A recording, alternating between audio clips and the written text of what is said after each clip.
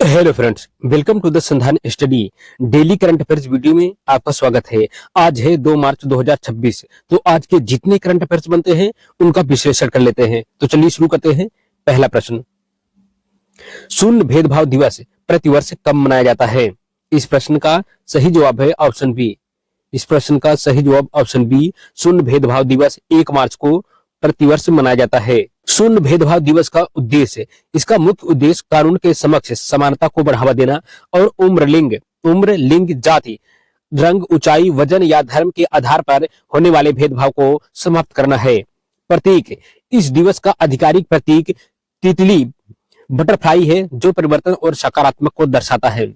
इसका इतिहास, यह पहली बार 1 मार्च 2014 को मनाया गया था, जिसकी शुरुआत UNAIDS संयुक्त राष्ट्र का HIV एड्स कार्यक्रम द्वारा की गई थी। नेक्स्ट क्वेश्चन है, भारतीय नागरिक लेखा ICAS ने 1 मार्च 2026 को अपना कौन सा स्थापना दिवस मनाया?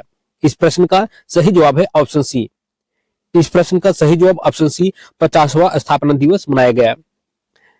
स्थापना, भारतीय नागरिक लेखा सेवा ICAS की स्थापना 1 मार्च 1976 को हुई थी। इस दिन राष्ट्रपति ने संघ सरकार के खातों के रखरखाव को ऑडिट से अलग करने के लिए अध्यादेश जारी किया था। मुख्य भूमिका, यह सेवा भारत के लेखा महानियंत्रक CGA के नेतृत्व में कार्य करती है और केंद्र सरकार के भुगतान रसीद और लेखांकन कार्यों के लिए जिम्मेदार है। PFMS नागरिक लेखा संगठन ने सार्वजनिक वित्तीय प्रबंधन प्रणाली PFMS जैसे डिजिटल प्लेटफॉर्म विकसित किए हैं जो सरकारी धन के पारदर्शी और कुशल हस्तांतरण जैसे DBT को सुनिश्चित करते हैं। 2026 का विशेष आयोजन 50 वर्ष से पूरे होने के अवसर पर इस वर्ष के समारोह में सार्वजनिक वित्त प्रबंधन में तकनीकी सुधारों और भविष्य के डिजिटल लक्ष्यों पर विशेष जोर दिया गया है। नेक्स्ट क्वेश्चन है, वन तारा नामक विशाल पशु कल्याण पहल की शुरुआत हाल ही में किसके द्वारा की गई है? इस प्रश्न का सही जवाब है ऑप्शन बी। इस प्रश्न का सही जवाब ऑप्शन बी, रिलायंस इंडस्ट्रीज के द्वारा की गई है। इसका अर्थ है कि वन तारा का अर्थ है वन का तारा यानी कि स्टार ऑफ द फॉरेस्ट। इसका स्थान है, यह केंद्र गुजरात में जामनगर में रिलायंस की रिफाइनरी कॉम्प्लेक्स के भीतर 3000 एकड़ में फैला हुआ है। इसका मुख्य लक्ष्य घायल, दुर्व्यवहार का शिकार हुए और लूटपाट जानवरों का बचाव, उपचार और पुनर्वास करना है। इसमें सुविधाएं हैं, यहाँ एक अत्याधुनिक पशु चिकित्सा अस्पताल, अनुसंधान केंद्र और हाथियों के लिए विशेष आवास बनाए गए हैं।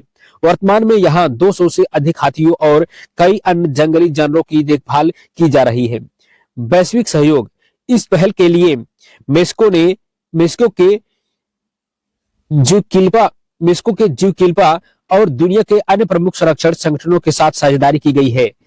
नेक्स्ट क्वेश्चन है, विश्व समुद्री घास दिवस 2026 की थीम क्या रखी गई है? तो इस प्रश्न का सही जवाब है ऑप्शन बी। इस प्रश्न का सही जवाब ऑप्शन बी है, स्वस्थ समुद्री घास स्वस्थ ग्रह। इस विषय का थीम है स्वस्थ समुद्री घास स्वस्थ ग्रह। यह संदेश देता है कि समुद्री घास न केवल जलमग्न पौधे हैं बल्कि वे जलवायु परिवर्तन से लड़ने और समुद्री जैव विविधता को बनाए रखने के लिए अनिवार्य है। कार्बन सिंक, समुद्री घास के मैदान स्थलीय जंगलों की तुलना में 35 गुना तेजी से कार्बन स्टोर कर सकते हैं, जिसे ब्लू कार्बन कहा जाता है।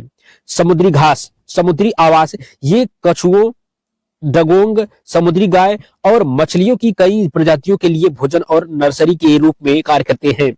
तटीय सुरक्षा, ये समुद्री लहरों की ऊर्जा को कम करके तटों को कटाव से बचाते हैं। नेक्स्ट क्वेश्चन है, किस देश ने हाल ही में गर्भपात को अपने संविधान में शामिल करने के लिए ऐतिहासिक मतदान किया? इस प्रश्न का सही जवाब है ऑप्शन बी। इस प्रश्न का सही जवाब ऑप्शन बी, फ्रांस ने ऐतिहासिक मतदान किया है। संवैधानिक संशोधन फ्रांसीसी संसद के दोनों सदनों नेशनल असेंबली और सीनेट ने भारी बहुमत से संविधान के अनुच्छेद 34 में संशोधन के पक्ष में मतदान किया। ऐतिहासिक संदर्भ, यह कदम अमेरिका में रो बनाम रो बनाम वेड फैसले के पलटने के बाद महिलाओं के प्रजनन अधिकारों को अस्थायी सुरक्षा देने के उद्देश्य से उठाया गया है।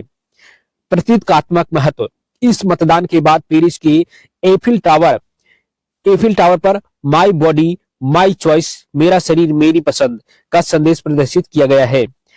प्रक्रिया, फ्रांस में 1975 से ही गर्भपात कानूनी था, लेकिन अब इसे संवैधानिक दर्जा मिलने से भविष्य में किसी भी सरकार के लिए इस अधिकार को छीनना लगभग असंभव होगा।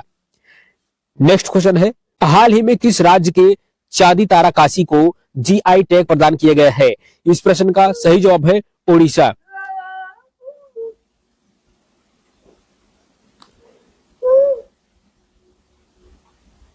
इस प्रश्न का सही जवाब ओडिशा है।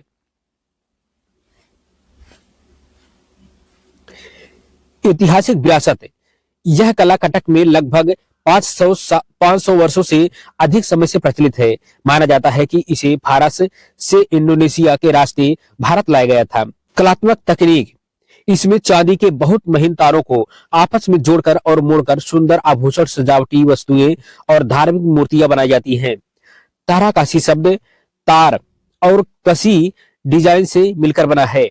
जीआई टैग का महत्व, जीआई टैग मिलने से इस कला को अंतर्राष्ट्रीय स्तर पर पहचान मिलेगी और नकल से सुरक्षा प्राप्त होगी। इससे कटक के हजारों स्थानीय कारीगरों को आर्थिक लाभ होगा।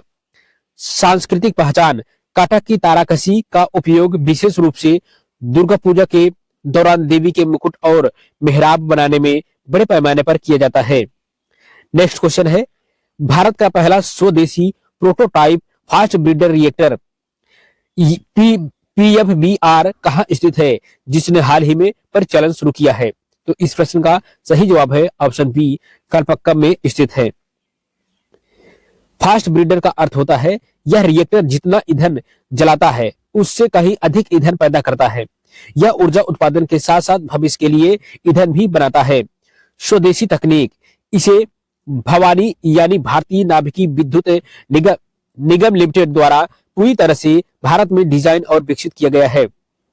इसकी उत्पादन क्षमता 500 मेगावाट है। शीतलक, इसमें पानी के बजाय तरल सोडियम का उपयोग कूलेंट के रूप में किया जाता है। सुरक्षा, यह एक सुरक्षित और टिकाऊ परमाणु ऊर्जा स्रोत है जो भारत को ऊर्जा के क्षेत्र में आत्मनिर्भर बनाने की दिशा में एक बड़ा मील का पत्थर है। नेक्स्ट क्वेश्चन है, वैश्विक बौद्धिक संपदा सूचकांक 2026 में भारत को कौन सा स्थान प्राप्त हुआ है? इस प्रश्न का सही जवाब है ऑप्शन बी, 42वां स्थान प्राप्त हुआ है। कुल देश, इस रिपोर्ट में दुनिया की 55 प्रमुख अर्थव्यवस्थाओं को मूल्यांकन किया गया है जो वैश्विक सकल घरेलू उत्पाद जीडीपी के लगभग 99% हिस्से का प्रतिनिधित्व करती है। शीर्ष देश इस सूची में संयुक्त राज्य अमेरिका यूएसए पहले स्थान पर है। उसके बाद यूनाइटेड किंगडम, यूके और फ्रांस का स्थान आता है। भारत का कुल स्कोर 38.64% रहा है। रिपोर्ट के अनुसार भारत ने पेटेंट प्रणाली और कॉपीराइट सुरक्षा में सुधार किया है, लेकिन पायरेसी और आईपी प्रवर्तन जैसे क्षेत्रों में अभी और सुधार की आवश्यकता है। यह सूचकांक किसी देश की नवाचार और रचनात्मकता को प्रोत्साहित करने की क्षमता को मापता है। उच्च रैंकिंग विदेशी निवेश एफडीआई को आकर्षित करने में मदद करती है। नेक्स्ट क्वेश्चन है, तवी महोत्सव का संबंध किस केंद्र शासित प्रदेश से है? तो इस प्रश्न का सही जवाब है ऑप्शन बी। इस प्रश्न का सही जवाब ऑप्शन बी, जम्मू और कश्मीर से संबंधित है तवी महोत्सव का। यह स्थान, इसका आयोजन जम्मू में तवी नदी के तट पर और ऐतिहासिक अमर महल पैलेस के आसपास किया जाता है। इस उत्सव का उद्देश्य जम्मू की स्थानीय डोगरा संस्कृति, पारंपरिक संगीत, लोक नृत्य और हस्तशिल्प को बढ़ावा देना है। मुख्य आकर्षण, उत्सव के दौरान पारंपरिक डोगरा व्यंजन, लोक प्रदर्शन और स्थानीय कलाकारों द्वारा बनाई गई पेंटिंग्स की प्रदर्शनी लगाई जाती है। पर्यटन, यह महोत्सव न केवल स्थानीय लोगों को जोड़ता है बल्कि जम्मू कश्मीर में पर्यटन को बढ़ावा देने के लिए एक महत्वपूर्ण मंच भी प्रदान करता है।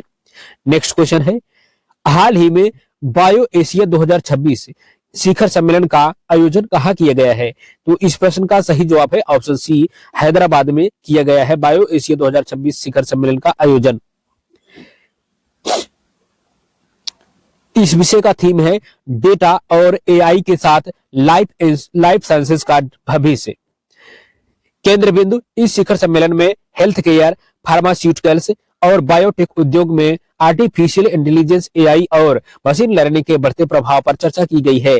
प्रतिभागी इसमें दुनिया भर के 50 से अधिक देशों के वैज्ञानिकों, शोधकर्ताओं और फाइजर, नोवार्टिस जैसी बड़ी फार्मा कंपनियों के सीईओ ने भाग लिया। इसका उद्देश्य नवाचार को बढ़ावा देना, स्टार्टअप्स को निवेशकों से जोड़ना और भारत को दवा निर्माण में अग्रणी बनाना है। नेक्स्ट क्वेश्चन है, विश्व की पहली वैदिक घड़ी का अनावरण किस शहर में किया गया? तो इस प्रश्न का सही जवाब है ऑप्शन बी। इस प्रश्न का सही जवाब ऑप्शन बी, विश्व की पहली घड़ी का अनावरण उज्जैन में किया गया है। समय की गणना, वैदिक घड़ी समय की गणना यह दुनिया की पहली ऐसी डिजिटल घड़ी है जो भारतीय पंचांग और मानक समय IST दोनों को प्रदर्शित करती है। यह मुहूर्त, तिथि और नक्षत्र जैसी सटीक गणना प्रदान करती है। स्थान का महत्व, उज्जैन को प्राचीन काल से ही भारत का समय केंद्र माना जाता रहा है क्योंकि यहां से कर्क रेखा गुजरती है। तकनीकी पहलू, यह घड़ी 85 फीट ऊंचे टावर पर लगी है और इसे इंटरनेट और GPS से जोड़ा गया है ताकि समय की शुद्धता बनी रहे। सूर्य आधारित गणना, यह सूर्योदय से अगले सूर्योदय तक के समय को 30 मुहूर्त में विभाजित करके दिखाती है। नेक्स्ट क्वेश्चन है, हाल ही में किस देश ने इलेक्ट्रॉनिक सिगरेट पर पूर्ण प्रतिबंध लगाने की घोषणा की है? तो इस प्रश्न का सही जवाब है ऑप्शन बी, कजाकिस्तान ने। कानूनी कदम, कजाकिस्तान के राष्ट्रपति कासिम जोमार्ट टोकायव, फिर से एक बार, कानूनी कदम, कजाकिस्तान के राष्ट्रपति कासिम जोमार्ट टोकायव ने स्वास्थ्य संबंधी नए कानून पर हस्ताक्षर किए जिसके तहत ई सिगरेट की बिक्री को अपराध की श्रेणी में रखा गया है।